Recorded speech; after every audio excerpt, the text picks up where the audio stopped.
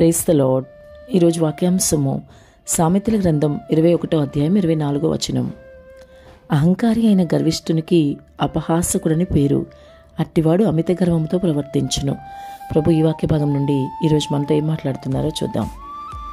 అహంకారం గురించి, అమిత గర్వంతో ప్రవర్తించే వారి గురించి సామెతల గ్రంథకర్త ఎంతో వివరంగా చెప్తున్నాడు.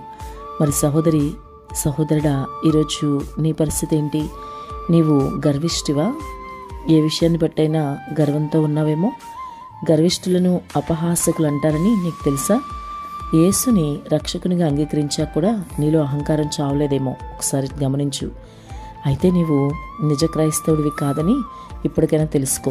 గర్వము, అహంకారము ఇటువంటివన్నీ కూడా యేసు నీ జీవితంలో లేనప్పుడు సంగతులే అయి ఉండాలి. ప్రభు నీ జీవితంలోకి వచ్చేసాడు గనక ఆయన వల్లే నీవు కూడా అన్ని విషయాల్లో కూడా సాత్వికంగా ఉండాలని వాక్యం చెప్తోంది. గర్వం స్థానంలో తగ్గింపు, అహంకారం స్థానంలో దీనత్వం కలిగి నీవు జీవించాలి.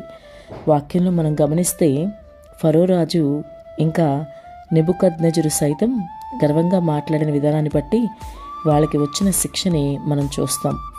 మరి ఈరోజు నీ పరిస్థితి ఏంటో కూడా ఆలోచించుకో. గర్వాన్ని, అహంకారాన్ని మన దేవుడు అస్సలు ఇష్టపడడు.